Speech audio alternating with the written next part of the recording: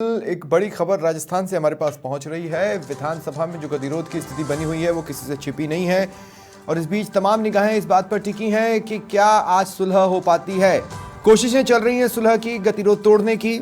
इसी कड़ी में ये बड़ी खबर हमें मिल रही है।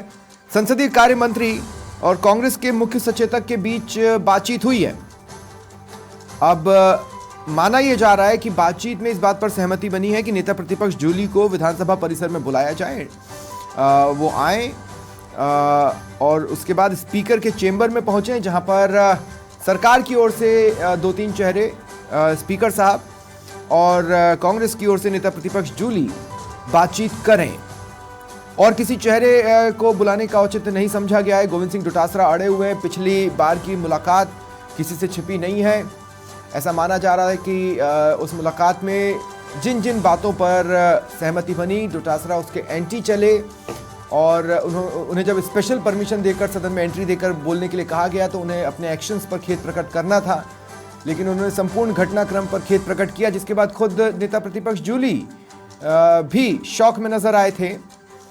ऐसे में माना यह जा रहा है कि अगर अब मुलाकात होगी तो दोनों पक्ष अपनी अपनी बात रखेंगे। कांग्रेस जो कि कह रही है कि मंत्री माफ़ी मांगे, दूसरी ओर सरकार का कहना है कि जिस तरह के एग्रेशन आपके चेहरों ने दिखाया है उस पर आपको माफ़ी मांगनी चाहिए। और उसके बाद जिस तरह से विधानसभा परिसर में स्पीकर को लेकर जिन शब्दों का इस्तेमाल हुआ उससे स्पीकर खुद आहत हैं। बहरहाल सहयोगी रहमतुल्लाह मेरे साथ इस वक्त जुड़ रहे हैं। रहमत, संसदीय कार्य मंत्री और कांग्रेस के मुख्य सचेतक के बीच बातचीत हुई है, कहां पर यह बातचीत हुई, क्या बातचीत हुई है? देखिए, जो गतिरोध तोड़ने की जो कवायद है वो शुरू हो चुकी है और संसदीय कार्य मंत्री और तमाम जो मुख्य सचेतक उनके बीच बातचीत हुई है। करीब आधा घंटा इनके बीच बातचीत चली। उसके बाद में टीकाराम जूली के कक्ष में रफीक खान, टीकाराम जूली की इनकी आपस में बातचीत हुई है। तो इसमें कहीं ना कहीं अब विधानसभा अध्यक्ष के कक्ष में टीकाराम जूली को बुलाया जा सकता है और किस तरीके से अब इस कवायद को तोड़ा जा सकता है, तो ऐसी संभावना जताई जा रही है। हालांकि अभी तक चर्चा चल रही है आखिरकार इसमें आगे क्या होगा, क्योंकि आज विधानसभा में सदन में वित्त मंत्री के बतौर वित्त मंत्री उप मुख्यमंत्री जिया कुमारी के भाषण से पहले नेता प्रतिपक्ष का भाषण होना है। अब इस पर भी अभी संशय है कि नेता प्रतिपक्ष का भाषण होगा, हो पाएगा नहीं हो पाएगा। उससे पहले जो कवायद है वो जारी है। कहीं ना कहीं गतिरोध तोड़ने के लिए सत्ता पक्ष और विपक्ष दोनों ही पहल कर रहे हैं।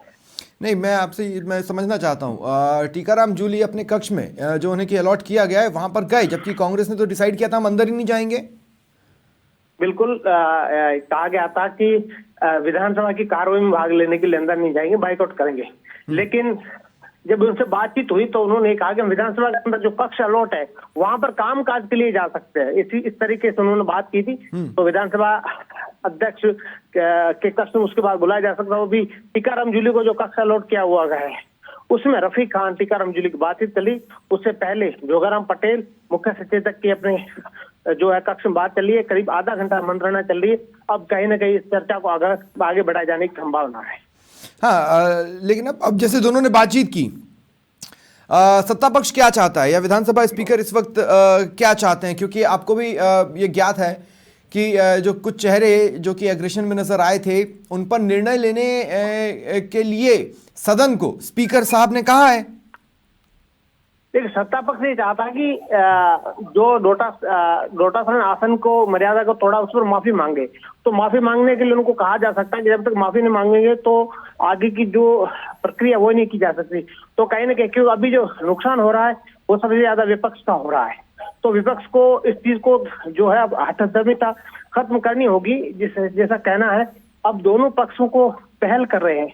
अब हालांकि कहाँ तक बात बनती है, कहाँ तक नहीं बनती, क्या इसमें कुछ जो है रिजल्ट सफल हो पाता है या नहीं हो पाता, वो देखने वाली बात होगी। लेकिन फिलहाल कवायद जारी है और सत्ता पक्ष ये चाहता है कि विधानसभा अध्यक्ष के सामने आसन की जो मर्यादा तोड़ी है उसके लिए माफी मांगे।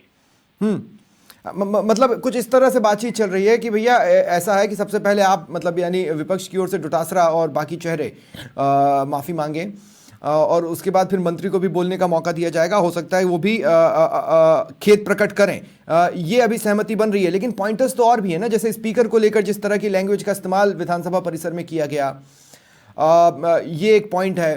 दूसरा ये है कि कांग्रेस के 6 लोग सस्पेंड हैं। कांग्रेस तो ये भी बोल सकती है कि भैया आप पहले तो ये सस्पेंशन भी हटाओ, इसी सत्र में हटाओ। बिल्कुल, बात पॉइंट तो वही है। आखिरकार बात तो माफी वाली आ रही है, क्योंकि माफी मांगनी पड़ेगी ये तो, क्यों उसके अलावा दूसरा कोई रास्ता नहीं निकल रहा है।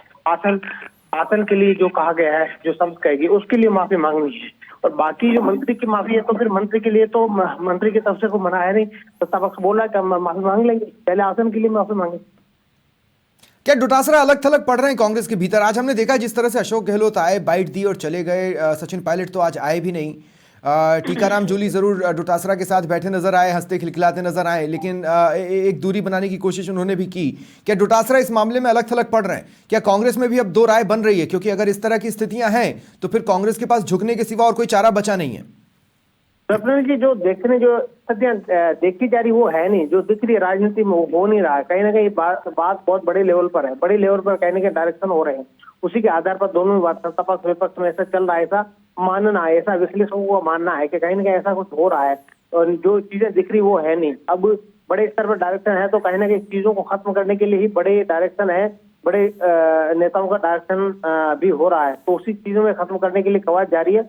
अब डोटासरा जो पहले वाली स्थिति, जो फर्स्ट डे वाली स्थिति थी, जिस दिन गतिरोध शुरू हुआ था, उस दिन वाली स्थिति अब रही नहीं है। अब स्थितियां और बदल चुकी है। बिल्कुल, थोड़ा सा इसको और एक्सप्लेन करेंगे, मतलब किस तरह से क्या क्या बदला है? देखिए, जिस तरीके से पहले दिन से जो आई थी स्थितियां वो है नहीं।